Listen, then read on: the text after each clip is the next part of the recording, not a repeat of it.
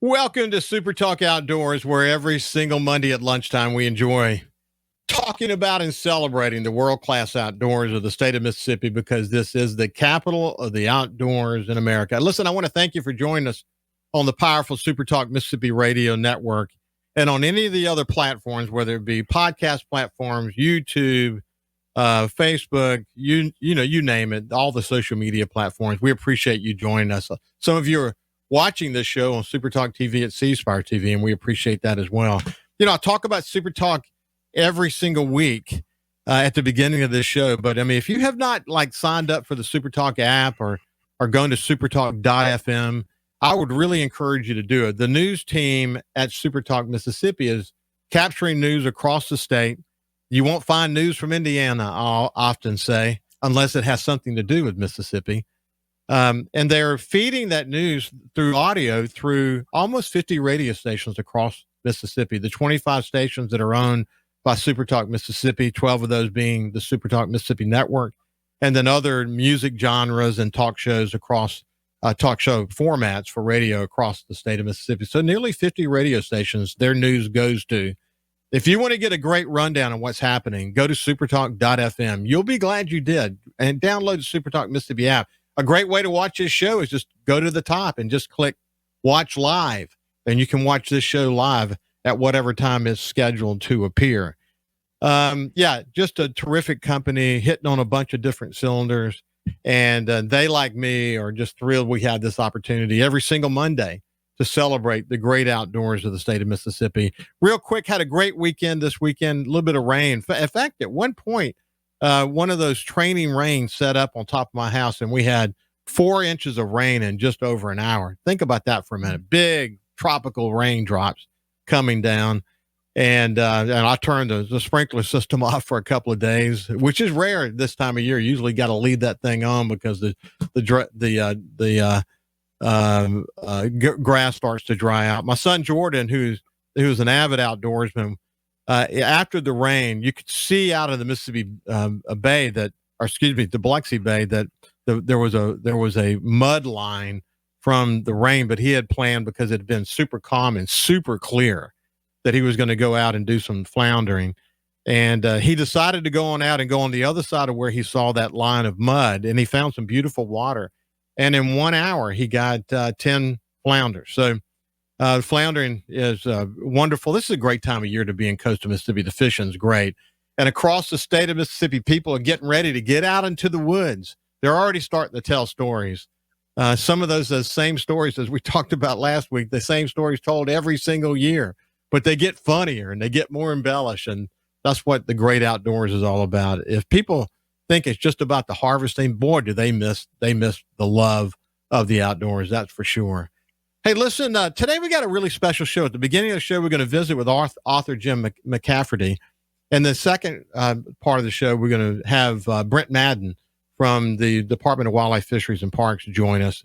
And we'll talk about law enforcement and what they're doing these times of year. So without any further ado, you'll get to know Jim as we talk to him. Let me bring Jim McCafferty into the conversation. And first of all, just say good morning to you. How you doing? Or good afternoon, excuse me. How you doing, Jim? I'm doing well, Ricky. Thank you for having me on. Listen, I appreciate you reaching out to me. I really look forward to introducing you to the audience. You've written more than the 3 books that I have here in front of me, but the 3 books that I have in front of me, The Bird Dog Man, Hunting Bear and Panther in the Old South, and The Bear Hunter, all 3 are terrific books. You're an award-winning outdoor writer. You're a lawyer. Where did you learn your love of outdoor writing from? Oh, my father was an avid bird hunter. He loved to quail hunt. He loved bird dogs. And we always had the big 3 outdoors magazines in our house, the big 3 of that day, the 60s, Sports Afield, Field and Stream, and Outdoor Life. And I was reading those since I was a very small child, and I was always wanted to be an outdoor writer. Yeah, listen, my grandfathers and I had that kind of relationship, and my grandfather on my dad's side he got all three of those magazines. My favorite was Outdoor Life. I loved the tales of stories of people having being attacked by a bear and surviving and so on. It was just such great stories. This happened to me. I had dyslexia growing up, and for some reason, outdoor life tended to be one that I could consume better because of the way it presented it in different formats and whatever. But yeah, what a great story. In some ways, I think about outdoor life when I think about reminiscing about the way it was. And when I read your books, I had the same thought. A lot of reminiscing about the way it was, and it's really kind of powerful to look back and see where this love of the outdoors came from. The people that were there in places like the Mississippi Delta back in the day. There's so much to learn from them, isn't there? There is, and it's interesting you focused on Outdoor Life because the first big magazine that I ever sold an article to was Outdoor Life. And there was an old editor there, long gone on to his reward, I'm sure, named George Haas. And George, I remember him telling me one time that Outdoor Life loves a good bear story. They love the exciting things, And like that segment you were talking about, that article they had monthly, they had that "This Happened to Me." It was written in a cartoon style, and exactly. That was a good one. It was so good. I couldn't wait to see it and get a feel for it. Listen, if I had to say something about the way you write, having been a former publisher, you have a terrific writing style about you. And as I mentioned before we started the show, some of the people that you have focused on, you've begun to sort of embody some of their writing style. As you're influenced by other writers, you can't help but to be influenced by their writing. I found, let me just read real quick, something I think kind of captures. I think you have a very unique style about you. This is from Hunting Bear and Panther in the Old South, the writings of Dr. Henry Peck of Sicily Island, Louisiana. You write, in the 1980s, when I was a young married man, my good fortune found me living in Oxford, Mississippi, where I had access to the excellent University of Mississippi Library, which, among its other holdings, owned the American periodical series on microfilm. Many an hour I probably should have spent in more productive pursuits, or at least doing something that returned a profit, I used to work my way through the reels of microfilm or to leaf through ancient outdoor magazines, searching for articles on bear and panther hunting in the Mississippi Delta. I love your writing style. I think that kind of captures it really nicely. You had a passion, and your passion, it's interesting because you have a passion for hunting. You have a passion for telling the story, more from a historical perspective, really, but of research and detail. Where did that come from, Jim? Well, we moved around the state quite a bit. My father was a Methodist preacher, and although I was born in Tupelo, we moved down to the Delta not long after I was born, and we lived in Clarksdale, Mississippi, from the time I was in second grade through the fifth grade. And then we moved down to Leland, 65 miles down Highway 61, and we lived in Leland until I finished the 10th grade. And then we're back up to Northeast Mississippi. But I guess it was in Clarksdale where I first really got the idea that there was an interesting history in the Delta, interesting hunting history. And, my book, The Bear Hunter, is about a man named Robert Eager Bobo. And when I was in the fifth grade, his great-great-grandson was in my fifth grade class. His name is Jack Bobo. And Jack lives up in Clarksdale. Jack and I ended up in law school together, as a matter of fact. But I remember Jack telling me about he had this 4440 Winchester that had belonged to his great-great-grandfather, and he had actually hunted with it. And that got my attention. Then we moved down to Leland, I guess when I was just before I started the sixth grade. And there I really began to hear stories about people hunting. Back then, if you wanted to deer hunt, you had to go behind the levee, between the levee and the Mississippi River. Or else you had to go down to Issaquena County. There were some deer outside the levee down there in Sharkey and Issaquena. But I had classmates in school who would tell these stories about hunting behind the levee, and they would not just seeing deer, because outside the levee, I mean, I can remember quail hunting with my father, and he would call my attention to a deer track because it was such an unusual thing to see a deer track back in the 60s outside, the levee. And they would also tell these stories about other things they said they saw. They'd say they saw wolves, which now I'm pretty sure they were seeing some coyotes back then.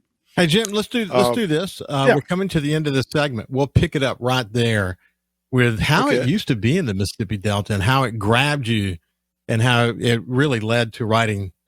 I'm sure this is the beginning of maybe a series of books that are very historical in nature and also wonderful, wonderful reads. We're visiting with Jim McCafferty.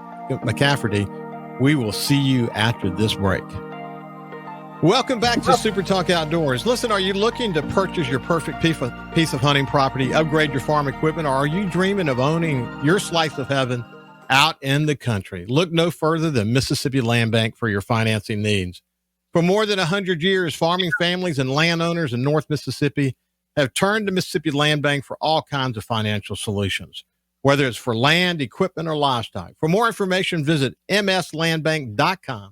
or go by and see one of their friendly staff at any of their offices. We're thrilled to have Mississippi Land Bank as a sponsor of SuperTalk Outdoors. Now let's get back to our conversation with author Jim McCafferty. And when we went to break, he was talking about the growing up and what hooked him to writing. But he was telling about what you would see out in the woods, and for example, in some cases, how rare it was to see deer prints in the mud. So anyway, let's pick it up from there, Jim. Well, as I was saying, I had these friends who their families were involved in hunting clubs behind the Mississippi River, the levee, that is, and they would tell these stories about things they saw back there. Some of them would say they saw bears. They would say they saw panthers. They would say they saw wolves. And as I said earlier, who knows what children are seeing when they tell you they saw this or that, but that got my attention. And also another story I heard the stories of Teddy Roosevelt coming down to the Delta and hunting bear. And in fact, when I was growing up, I would hear people say things like, Teddy Roosevelt used to come down here all the time and go bear hunting. Well, he hunted bear in Mississippi one time, but that's pretty impressive, that he did that. And so all these things stuck in my mind, and I sort of filed them away mentally, I suppose. And years later, I got interested in Holt Collier and did a couple of children's books on Holt Collier back, in the 80s. And that sort of got me back interested in this subject. And I started trying to find and copy old articles about bear hunting and panther hunting, deer hunting in the old Delta in the 1800s. And as you read from my introduction to the Peck book, I would go to the library at Ole Miss and I would look through their microfilm, and I would also get through interlibrary loan these big, huge bound leather volumes of old magazines. And you can't get them by interlibrary loan anymore. I'm glad I did it then because I copied a lot of articles that some of them are online now, but you have to go to a university library that has a subscription to that service. For instance, one of the ones I'm interested in is called Turf Field and Farm. And there are only 11 libraries in the country that offer that online. And you can't get it through interlibrary loan anymore. I drive down, I live in Macomb, Mississippi, and I drive down to Tulane fairly often to use their computers to look at these old magazines. Yeah, so it's a lot. So what Jim was interesting about? Yeah, you can finish your point. Yeah. I was just going to say, I found some old articles based on your experience up the Delta. I found a couple that I'm going to send you that I think you might like. But go ahead. It is a reflection about the way things were in the Mississippi Delta, man. I mean, it was beyond incredible the way it was back in the day. And what you're finding in these writings is just dumbfounding, isn't it? It is. One of the things that really amazes me is the way the landscape has changed. The timber used to be just gigantic down there. Stories of, oak trees 5 feet through the middle. I found one instance of a sycamore tree, I believe it was. Excuse me, it's a yellow poplar that was like 11 or 12 feet through the middle in diameter, not circumference, but in diameter.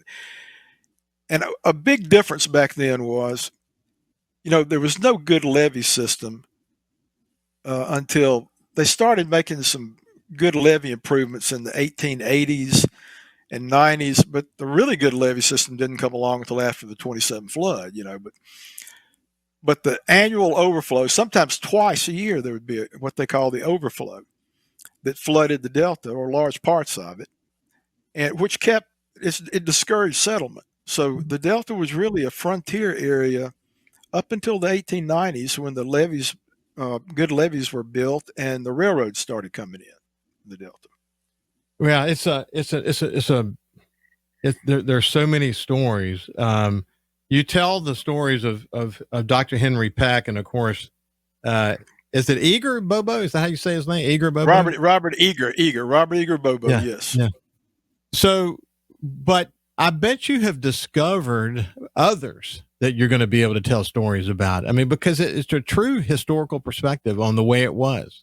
I have several manuscripts in various stages of production about other writers. And that's why one thing you said, my writing style is influenced by these persons. They were all writers, these hunters I'm collecting material on. One I'm working on right now that it's going to be a book, something like that Peck book, where I do a biographical introduction, is on a fellow named A.B. Wingfield, Alfred Bailey Wingfield.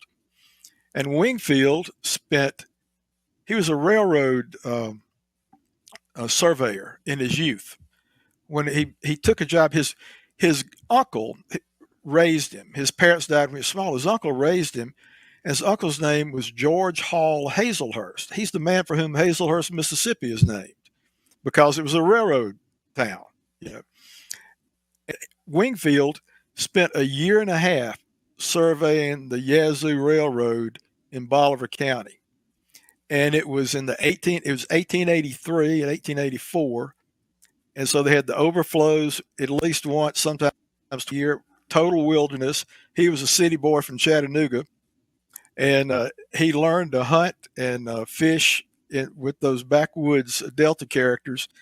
And his stories are some of the best I've come across. Listen, I'm looking forward to getting that done.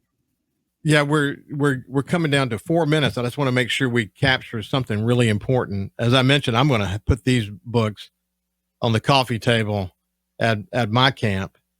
But Bird Dog Man, the story of W.W. Titus, father of the National Bird Dog Championship field trials, the bear hunter, the life and times of Robert Eager Bobo at the Canebrakes of the Old South, and hunting bear and panther in the Old South, the writings of Dr. Henry Peck of Sicily Island, Louisiana.